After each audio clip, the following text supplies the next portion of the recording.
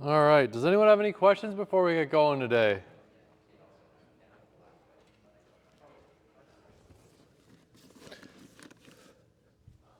So, just to review,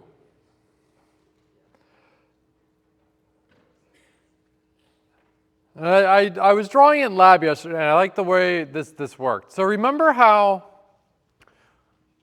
well, let's draw a couple of scenarios of like how the ifs are going to work. So an if by itself, all it's going to do is give you like a way to do a detour. But sometimes we have like mutually exclusive stuff we want to run. Not under some conditions go run this and then carry on, but sometimes we want, well, either do this or that, okay? There's a couple of ways we can get that functionality, but just to like visualize some things, like a regular if statement would go like this, right? Start and we carry on, but sometimes we might have some condition where we have to go run some extra thing and then it carries on afterward just fine, okay?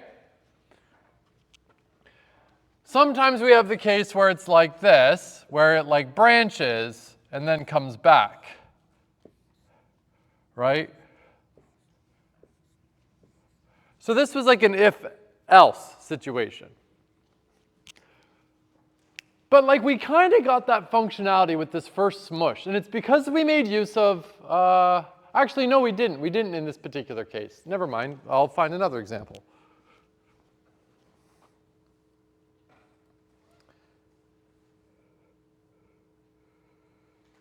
Okay, look, here we go, here. This is the 3 divisible, 3, 5 divisible. At the end of the day, this is one of those like mutually exclusive situations. Either something is divisible by 3 and 5 or not. But I was able to get this like exclusive, mutually exclusive functionality, and there's no else here. And the way I did it, and I could code this several ways, but the way I did it was with a return. Because whenever a function hits a return, the function immediately stops running and returns to where it was called.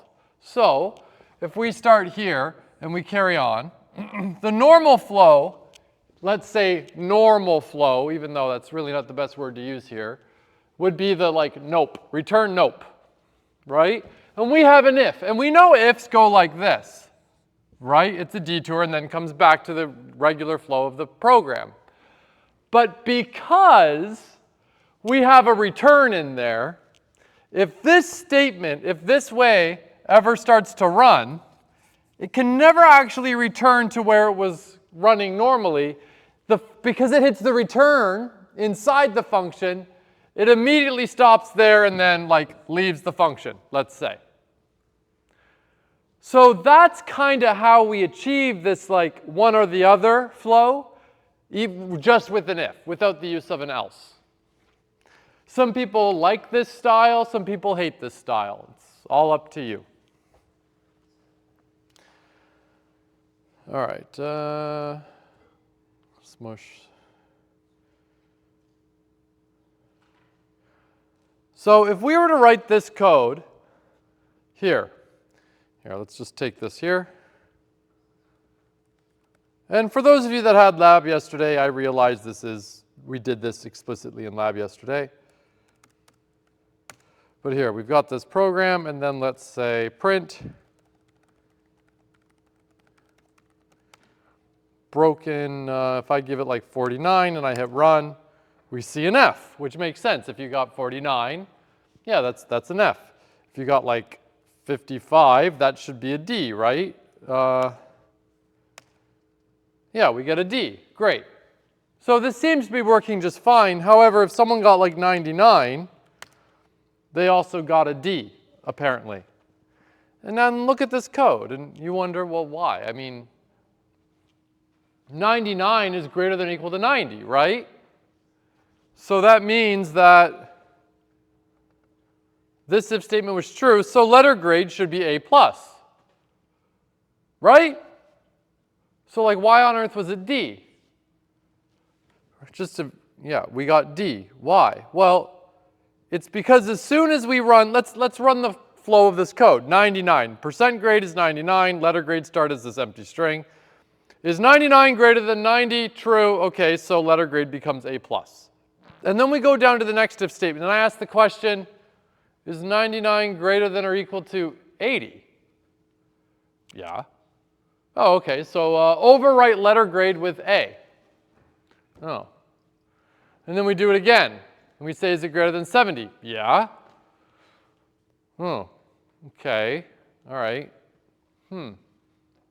So the problem here is all of these if statements have a chance to run. There are many solutions to this problem. I don't know if problem is the right word, but there are many ways to fix this to work the way I wanted it to work.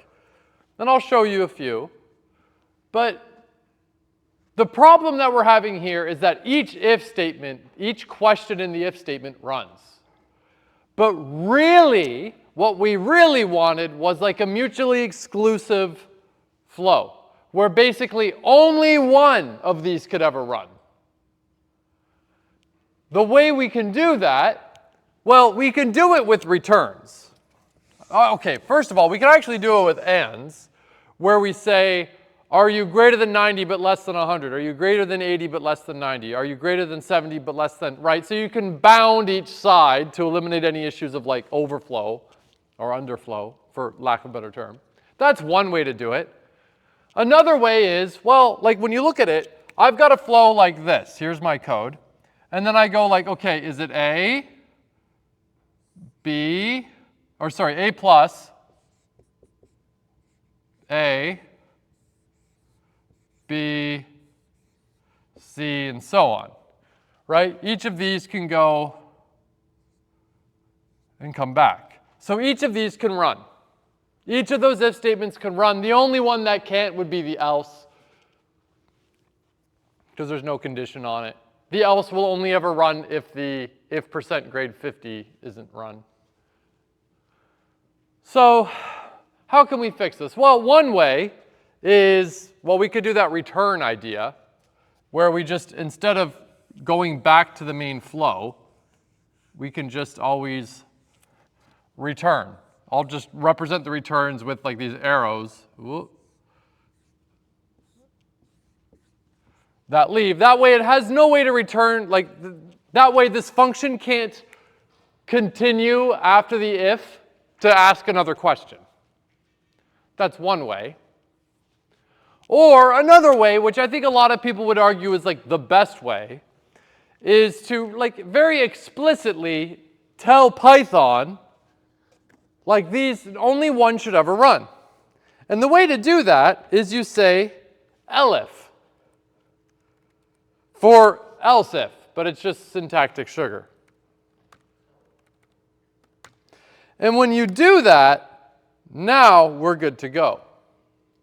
What this means is only one of these will ever run. If the first one runs because the condition is true, then it skips all the other ones. If the first one doesn't run because the condition is false, if the next one doesn't run because the condition is false, but then it checks if it's greater than or equal to 70, then letter grade becomes B, and we skip all the other ones. Only one will ever run. So this is a very clean way to tell Python, it's not that I have a series of questions, it's that I really have, instead of what I had before, which is where I got like a fork in a road where it's like do this or that, I really have a case where it's like do this or this or this or this or this or this, but only ever one of them. So it's like if else would go like this, right? We have a branch, but if, elif, elif, elif, elif, elif,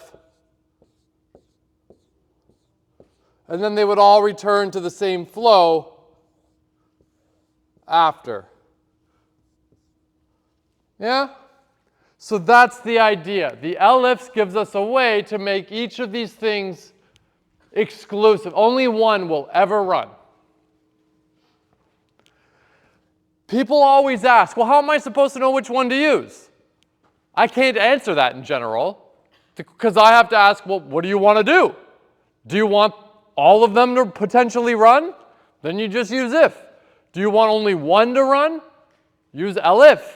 That's really what you do.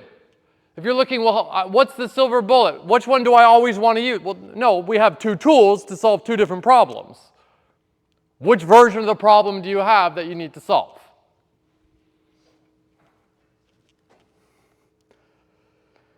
So yeah, this just explains what the issue was. Okay, letter grade, cool. Now, we can nest. We call it nesting. We could put if statements inside of if statements. And that's entirely fine. Because think about this, like look at this code for a moment, right? Like if I gave you, like I want to know the quadrant, right? Remember like grade 9 math? You draw a Cartesian plane, you go like, oh, what quadrant is it? 1, 2, 3, or 4? Based on the values of x and y. So if I give you a point, which quadrant is it in? Well, if you look at this code, like have a look at this code and make sure you give yourself a chance to make sure this understands. You understand this. Basically, we have, okay, x is greater than 0. Okay, we have the condition where x is greater than 0. And then inside, we say, okay, well, given that x is greater than 0, because this chunk right here, this if and else, will only ever run when x is greater than 0. So, okay, x is greater than 0. When y is greater than 0 and x is greater than 0, well, then we're in quadrant 1, our first. Otherwise, it's the fourth, right? Because we know we're on like that side of the plot. And then we have the else. Well, if x isn't greater than 0, it must be less than, or I guess equal to 0. So then, okay, is y greater than 0 and so on. So we can achieve this functionality with nesting these if statements. We could do this forever, for all I care. Yeah, ignore 0, 0 for simplicity. But I could also do this exact same thing like this. If x is greater than 0 and y is greater than 0, it's first quadrant. Elif, and so on and so on. Doing it with the nested ifs and doing it with ands, well, you can see that the nested ifs effectively are kind of like doing and, because we can only run the inside code if the outside code was true. If the first if statement was true, then we go inside. We know it's already true. So it's kind of like doing and for us, which is nice. But we could do the exact same functionality with like an explicit and.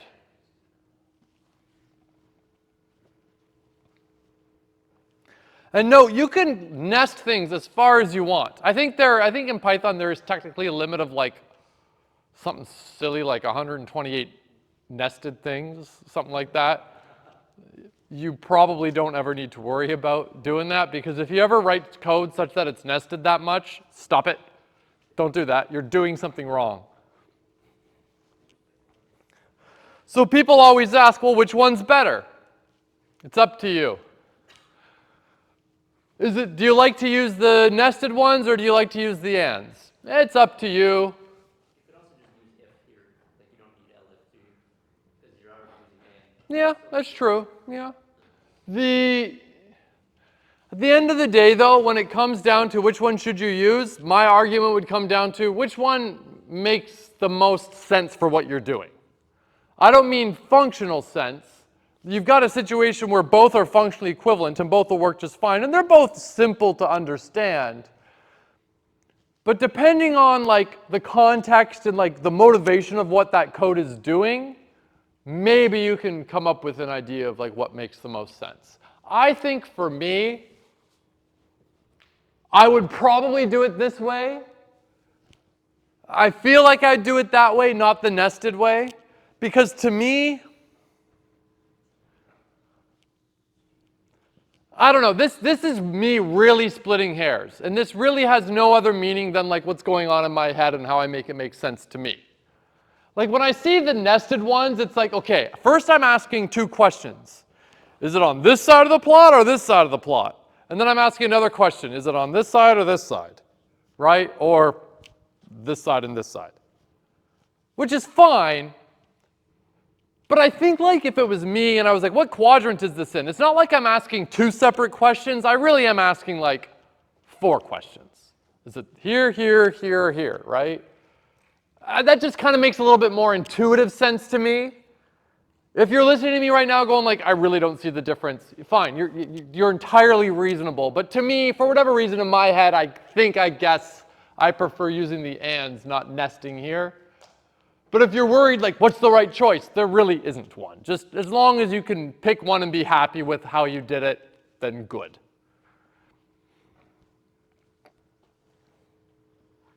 You know, I feel like at this stage, like we're not even that far into the semester, right? We're like a couple of weeks in. At this stage, you're probably already starting to see, yeah, there's a lot of ways of solving these problems. And some of the design decisions for how I write my code are kind of like there's a flexibility to it, right? It's not as rigid as you might have initially thought. Oh, computers, very strict on how you say it. Well, yes, but there's also a lot of ways to express what you want functionally. And they're all like, one may arguably be better than the other in one person's mind and vice versa the other way. So you're already probably getting a sense of the flexibility that we have as programmers and how things turn into a little bit more of an art than a science. I think a lot of people go into computer science expecting it to be a lot more like black and white, but there's a lot of grayness in between. There's a lot of flexibility and choices that we can make. People would say like, what do you mean? The code's either right or wrong. And I go like, yeah, but no, there's a lot more to it than that. It might be right, but your code is shit, right? It might be right, but it breaks sometimes. It might be right, but you could have wrote it a little better. There's a lot of qualitative analysis that can go into code in addition to being like quantifiably correct. Any last questions before we move on? All right, so this next topic here is a bit of like a fence post. We're just gonna we're gonna put a stake in the ground to being like, okay, what have we learned so far? Because so far we've learned a lot. When you look at the list of like your basic tools programmers have, we've covered a lot. And we're only a few weeks into the semester. So let's take a moment and reflect on what we've learned and kind of see how we can use all these pieces to solve a problem. A more complex problem. Because if you remember back to the beginning of the semester, I was saying, you know, people always ask, is programming, is computer science hard? And it's like, well, that's hard to answer because each and every individual tool you might feel is simple. And this is often what a lot of new programmers think. Is like, well, I get each tool, I just can't put them together to solve a problem. Yeah, that's the trick. Being able to use the tools to solve a bigger problem is the goal. It's like if I showed you how to use a hammer. Sure, I'm going to start with a piece of wood and a bunch of nails that you can hit. But then like if someone hires you to use a hammer and you show up and you're like, well, where's the piece of wood with all the nails? So like, well, no, we need you to go use it for use this tool to solve arbitrary problems. I'm giving you all of these individual tools, but how do you use these tools together to do something bigger? How do you use all these tools and then go build a house? Right? Those are two very different things. Knowing how to hit a hammer and then all the things you got to do with a hammer to build a house, very different. So let's look at a problem that's a little bit bigger where we have to use a couple of these tools. But what have we seen so far? Well, values, types, variables, print, input, like I/O, functions, booleans, logic, if, else, are conditions. There we go. That's what we've seen so far. So, okay, it might feel like each individual topic feels simple, but as soon as I throw you into the deep end and be like, okay, go do this, you're going to think, oh, man. But here's the trick. Like I just went on a bit of a rant to how like, oh yeah, it's hard to go solve these bigger problems. The trick is, you don't take a hammer and then go build a house. No. You take a hammer and then you nail 2 boards together. And then you nail a third board onto that. And then you do a little bit more, and a little bit more, and a little bit more. So the problem that we have, in addition to understanding the tools, is how do we take the big problem of building a house and break it down into all the little problems that we as stupid programmers could actually solve. And then we do that, and next thing you know, oh shit, we got a house. That's the goal. That's what we want to do. And that's easier said than done. If you're expecting to sit down and just do that, you got a problem. And going back to like assignment 1, and I said this already, I'll say it again. Writing code is the last thing you should do when you're working on assignment 1. If you sit down looking to write code, and you haven't even like thought or done, like if you sit down and you're like, okay, I better start assignment 1, I need to start writing code. No! You will not, like you are bound to fail if you do that. Your first job is, what the hell is the problem? People will come to office hours and say, okay, I really don't understand the problem. Fine, I'll help you understand it, but I think people think like, I don't even understand the problem, so how am I even supposed to start? No, no, no, no, no, no, no. Understanding the problem is the start. You're trying to skip that step. Don't trick yourself into thinking you can't do that. You can do it. So don't say like, oh, I don't even understand. How do I start? By understanding. That's the first thing you got to do as a programmer. And I'm not being silly. That's most of what you do. Then after you understand the problem, you have to come up with a solution. Okay, I'm going to want to check. All right, okay, I need to check if those values are between this value and that value. And then I need to check if it's between that value and that value. So you need to start thinking about the solution. If you start writing if statements before you even know what the hell you want to do with them, what are you doing? I know you're listening to me right now and I'm saying that and you're like, yeah, no shit. But I'm willing to bet half of you have been doing that already, which is fine, you're learning, but just slow it down. Remember, stop trying to be so smart and try to be more dumb, okay? And that's the trick to success. You don't have that problem? Is that what you said? All right, so writing bigger programs. There's no correct way on how to go about doing this. If there was, this would be a lot easier. If there was okay, here's how you go about solving a big problem. First, you always go do this. No, it doesn't work like that. Every problem's different, it's complicated. And that's why you'll be paid the big bucks later, because you got to figure this out. For now, I'm going to recommend like a bottom-up approach. Right? Start with an empty function. Okay, I need a function that's going to go do this. All right, first, create an empty function, have it return 0. Right? Obviously, that's not going to solve the problem unless the question is write a function that always returns 0, which is silly. But do that. Hit run, it works, okay, good. All right. Then add a line or two of code. Did it do what it should have? What you expected it to? Good? Yeah? Awesome. All right, good. Add a little more. Hit run. Add a little more. Is it still working? Yeah. Add a little more. The last thing you want to do is sit down and write 10 lines of code, hit run, and go like, it doesn't work. Because the person next to you who wrote 1 line of code and it didn't work, well, they know where their problem is. You're going to go like, is it here, here, here, here, here? Yeah. Don't do it. Slow, slow, slow, slow. A few lines at a time. Even if you know that that 1 line you wrote doesn't solve the problem, but it's a small step towards solving the problem, good.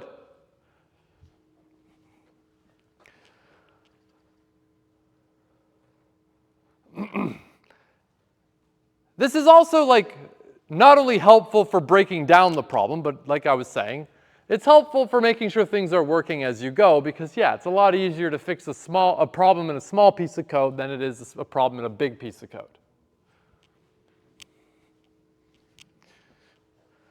And of course, we're still going to write our tests for completeness to make sure we can convince others that our code is correct. Writing tests, by the way, like those assert tests, it's not just for like showing yourself that it's correct, but it's also a way to show others that your code is correct. Because no one is going to look at that's the standard thing people do. You write your code and then you write tests to demonstrate correctness before you show it to anybody else. If you show up with code being like, here, I think it works, they're going to go away. Like, what are you doing? If you do that at your job, you're probably going to get in trouble. Like, you write tests. It's funny how much of a joke it is that, like, oh, computer science students, they never write their tests. Why? Write your goddamn tests. So you know your code is correct and you can show it's correct. Remember what I said weeks ago. We are probably the most spoiled students on campus because you are going to know your assignment 1. If you write all of your code, it's producing outputs that seem reasonable, and all those tests pass, chances are you did it right. You're going to know if you're right or wrong before you even get your mark. Chances are, okay, the test is on Wednesday, right? In here, by the way, so don't go looking for it. It'll be here. Test is on Wednesday. The assignment is due Monday at 11:55 p.m. 11:56? No, 11:55. But you can submit at 11:56, right? No, of course not. That's ridiculous. What an absurd suggestion. No, 11:55. It's in on time or it's not. That's it.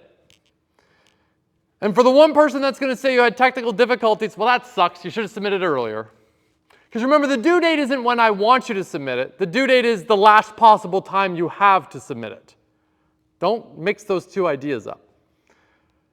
But you might think, okay, well, it would be great if I could get the assignment feedback before the test, right? Like I want to get it marked.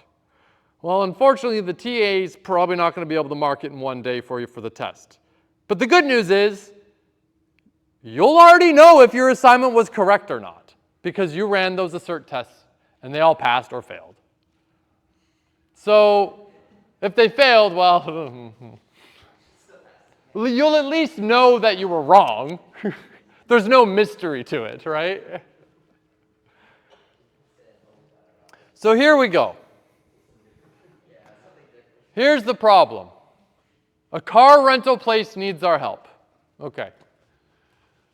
They want a program to calculate how much a customer is to be charged based on their rental agreement age, how far they drove, and how long they had the car.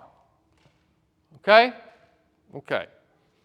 So we will get and record the customer's age, rental agreement classification, either B or D, number of days rented, starting odometer reading and ending odometer reading. And if the classification code is B, they get charged $20 a day plus 30 cents for every kilometer driven. And if it's D, it's $50 a day plus 30 cents for every kilometer driven above the 100 kilometers a day average allowance. And all renters under the age of 25 are charged an additional $10 a day because ageism is okay if it's against young people. So that's how it's going to work. That's it. And you read this and you go like, hold on. And yeah, you're right. Hold on. Because there's a lot of information here. But I'm willing to bet we can look at this and recognize each individual piece actually ain't too bad. So we got to break this down. Okay, slow down. Half of this description was I/O. Input, output. Input, really. Get their age, rental agreement type, duration, odometer readings, right? That's a lot of I/O. We know how to do input, just read input. Convert it to numbers if necessary. So we know how to do that part already. But let's start thinking about how we could write some functions to start solving the pieces of this code. Step 1, okay, read the problem. Step 2, understand the problem. So, okay. We have to be able to calculate total kilometers driven, number of days, an average number of kilometers driven a day. I mean, there's pieces to this. It's complex, but each part isn't too bad. All right, step 3, chip away at the problem. Now, before I start showing you a solution, like I was saying moments ago, there are a lot of ways we can solve this problem. Does anyone know how many? Literally. Some of them will be really terrible, but they'll be correct. But there's a lot of ways we can go about solving this problem, and I'm going to show you one. If the way I'm doing it, and you're looking at the way I'm doing it, and you're saying, like, I wouldn't do it that way. I don't like that. I'd do it this way. Good for you. Awesome. I'm glad that you're capable of thinking outside the box like that. I'm just showing you one way. the way I'm going to show you isn't even necessarily a particularly great way. It's just a way. All right, input. Well, there. Here we go.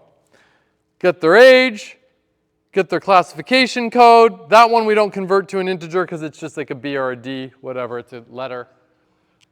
Number of days, it'll be an int because they're not going to have a fractional day.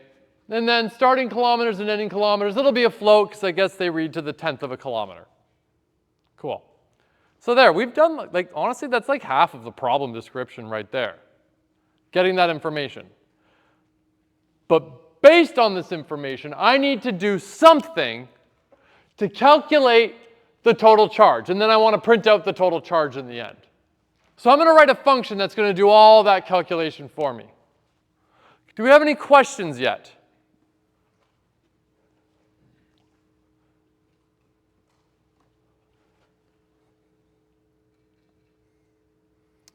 All right, in the above example, we would want to verify it's doing what we expected. Since user input is a little difficult to test with asserts, in this particular example, just print out the result and give yourself like what you'd call yourself like a sanity check. It's not necessarily that, look, we know input works, so I don't need to test input. But I just want to make sure, like, okay, what I wrote, if I hit run, do I get what I expect? As long as it looks reasonable, you're probably happy. So anything like that, and this is what I would say is like the high-level program. We're going to go write functions. We want to write our functions, but anything that's at the top level, which is just like your I/O stuff usually, input-output, that calls functions. This stuff you usually don't really write tests for. This is the stuff where it's like, well, we know everything works. This is just where we're using all the stuff where it works. But it's always good to do that sanity test to make sure, okay, I read the inputs, yeah, okay, everything looks good, their types are correct. It'd be good here to test the types to verify it is what you wanted. All right. The above example of reading input seems sufficient for what we need. However, obviously they're far from solving the problem. Line 7 is currently non-functional. Yeah, we have to write this code. So if we were to run it, it would actually say it won't work. So we need to start doing it. Well, okay. Here's what I'm going to do. I'm going to write the function called calculate total charge. It's going to take some number of parameters. Which ones, I don't know. I'll figure it out later. But based on some input to this function, we're going to start a total charge, where the total charge will start at $0. I'm going to want to know how many kilometers were traveled. Probably going to want to know the average kilometers traveled per day. And then we had those two conditions, right? If it was rental agreement B, we have one thing we got to do. But if it was D, which we'll just assume if it's B, if it's not B, it's D. So if it's B, we do one thing, and if it's D, we do another thing. And then we have this extra check, check the 25 or whatever, add extra money. And then when we're done, we're going to return some total charge. This function is clearly not complete or functional, but, it's a decent starting place, right? Because these are all the pieces of information I know I'm going to need. And the best part is, like, look, that first line, okay, calculate the number of kilometers traveled. I know how to do that. That's easy. Take the ending minus the starting. Take the difference. Easy. Now, I could do this with simply doing the difference. But let's write a function because it's nice. Functions are nice to test. And it's a nice way to give, like, name to functionality. Right? Obviously, if you see ending odometer reading minus starting odometer reading, if those are the variable names, any reasonable person would probably know, oh, it's the difference. It'll tell you, yeah, the difference. Fine, fine. But also, a function called total kilometers is also pretty damn clear, too. So there's something nice there. In order to do this, I need a starting and ending odometer reading. And here's the code I'm going to write. It really is just as simple as give me the difference. Finish minus start. Cool. And I wrote some tests for it because let's make sure our functions are correct.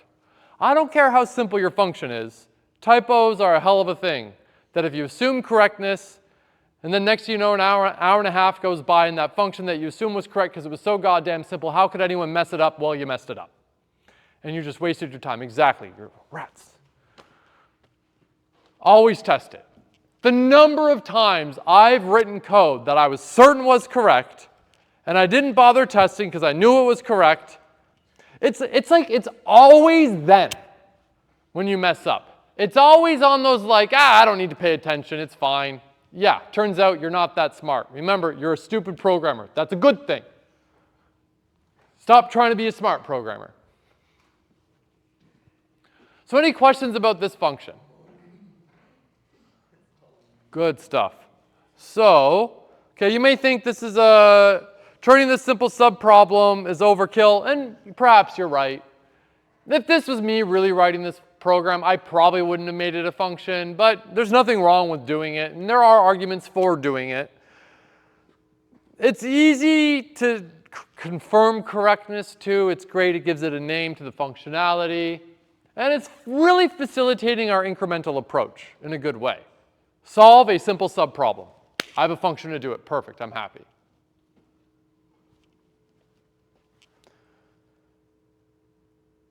Yeah, and like I was saying, obviously odometer finish minus odometer start is by no means difficult to understand.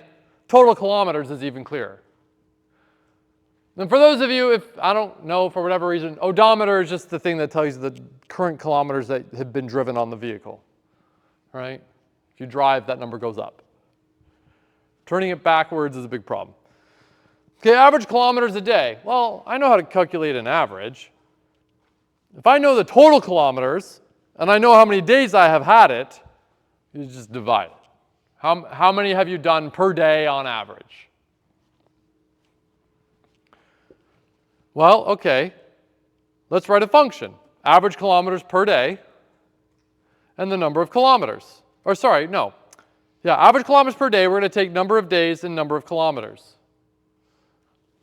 Anyone know why I did those parameters in that order? Yeah, it's arbitrary. There's no reason for it. You're not crazy if you're like, yeah, I don't know. There's no reason. It's arbitrary. Maybe I should have done kilometers before days because, you know, you do the divide, right? Yeah, but it doesn't matter. Number of kilometers divided by number of days. Like before, perhaps this is overkill, but also like before, it really facilitates our incremental approach. It's easy to test and verify it's correct, so we know we're chipping away at the problem correctly. It gives a name to the function, so that's to the functionality of code, which is really nice, so we're happy. Cool, average kilometers per day. Writing a test for like, oh, they drove -1 days. Yeah, that's silly, but if this function worked correctly, that would be its functionality. So we're being thorough in our tests. Any questions now?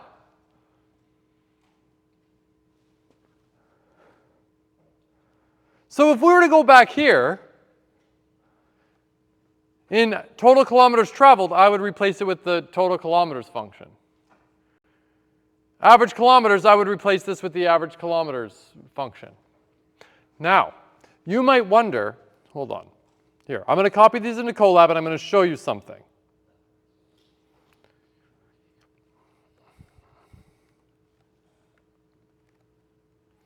I'm going to get rid of the docstring for brevity.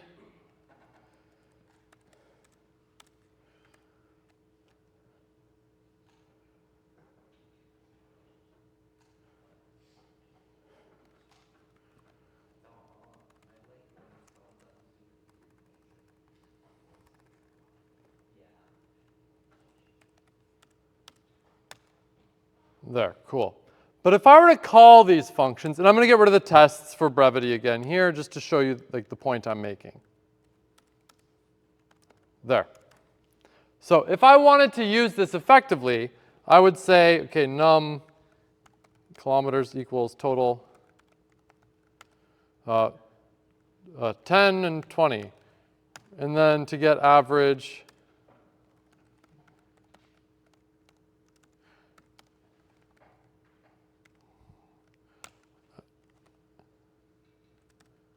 5, and 5, I just pulled that number out of nowhere. And number like that, cool.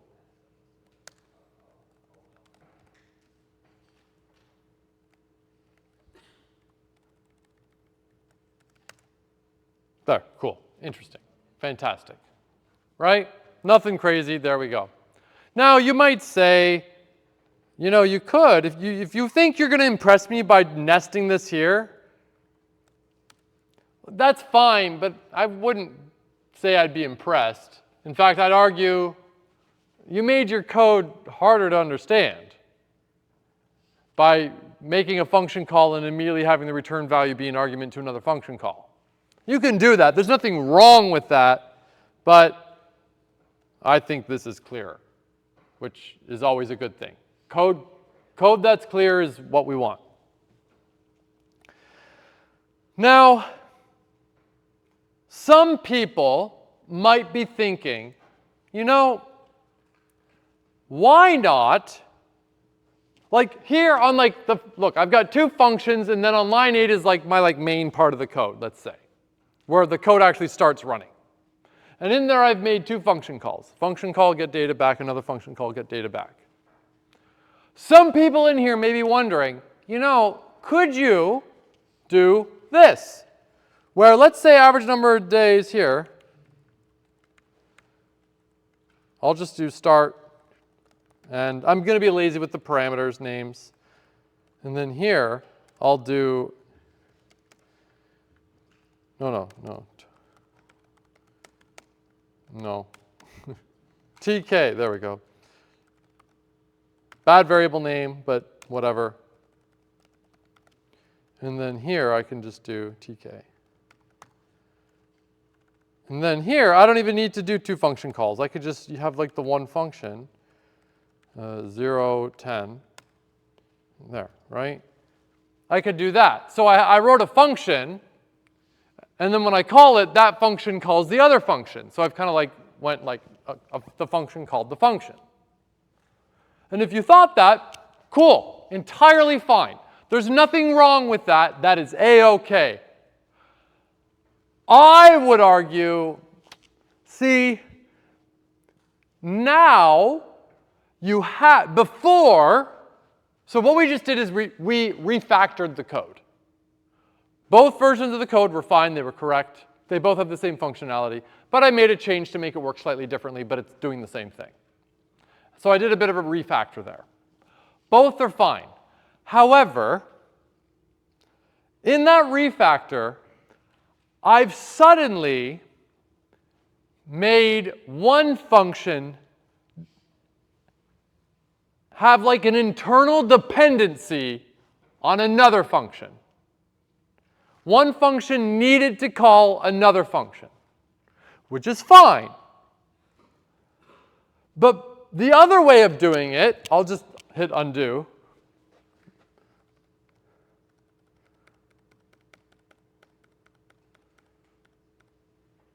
There. Now, this one, although average kilometers per day ultimately was dependent on the value that was obtained by calling the function total kilometers, that dependency was extracted from the function. One function didn't necessarily need to call another function inside of it. I called it somewhere else, got a value, and then I gave the value to the function. Both are fine, but there are a lot of, I don't actually know. I'm not a software engineer, nor have I ever really worked as one. But I'm pretty sure the general sentiment about that software engineers would have is they would say yeah, you kind of want to extract dependency when you can. Because it's easier, you've kind of imagine building a structure, but in order for that structure, I'm trying to think of a good analogy.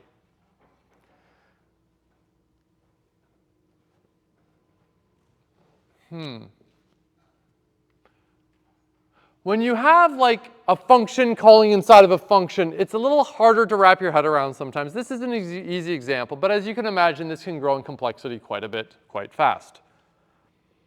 It's easier to test and understand things that are very nice, simple functional units that are all as independent from one another as possible.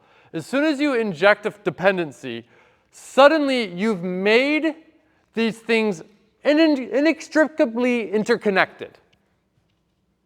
Okay? And that's hard to tease out. Where before, we've kept them as far away from each other as humanly possible. They are 100% independent. Yes, they depend. The one depended on the value from another, but as far as the average kilometers a day function is concerned, it doesn't give a shit where it got the total number from. It doesn't care if it came from a function or who knows where. All it cares about is that it has a value. But as soon as that function goes inside of it, it has to get it through that function. So you've made these things interconnected, and they didn't need to be. And so it becomes a bit of a game of like pickup sticks. Imagine we had pickup sticks, and you're like, I want to go tease something out, and you go to lift one stick, and you're screwing around with everything. Where when everything is separated, it's like you're doing pickup sticks, but each stick is nicely laid out, one there, one there, one there, one there.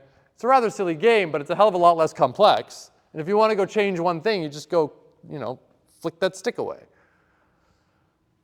So we kind of want to do everything we can to keep these things as not interconnected as possible, because it makes your code so much easier to maintain and test and control and keep clean. Because code is never static. Code is always evolving. I get assignments and stuff like this. Yeah, you're not going to go back and update this code 10 years from now. Of course, that's ridiculous. We're learning. But in general, in practice, code is always evolving. So you always want to future-proof your code, because as soon as you start making these things interconnected and then you need to start making changes, yeah, you from 10 years from now, or your colleague from 10 years from now is going to be really mad at you 10 years in the past.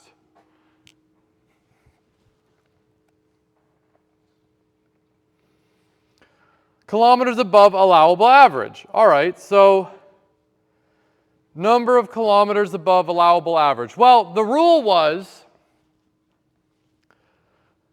they are charged, what was it, like 20 cents or something? I can't remember what it was. They were charged on rental code D or something. I can't remember which one it was. 30 cents? No, that was for every kilometer, but the other rental agreement was you're allowed 100 kilometers a day at no additional charge, but if you go over the 100 kilometer day average, you are charged for how much you went over above the average. It's 30 cents per hour. All right, perfect. So, I got to know, all right, how many above the average? Well, that's easy. If the average kilometers is above 100, how much above the average, the 100 average is there? Well, take the average minus 100. If you drove on average 130 kilometers a day, how much above the average of 100 did you drive? 30. You just take the 100 off. If you didn't go above the 100 kilometers a day average, well, then it's 0. You drove 0 above. It doesn't, I don't care about negative numbers. I just want to know 0 or how many more than that was there, right? So that's the idea. And that's all the function does. If it's above 100, return how much it was minus 100. If it's not above 100, well, it's just 0. It's fine. So now we've got a function that tells me number of kilometers above average. Awesome. All right, yes, if I could make this better, I would make this better by making this like a constant. Because remember, a constant is a way to give a name to a value. If some arbitrary person, they're going to be like, 100, what's 100? What does that mean? Why do I care about 100? If this was a constant that was like, set default limit average. Oh, okay, I know what that means. 100 is just a value. A label gives me information. But we'll pick up here on Tuesday.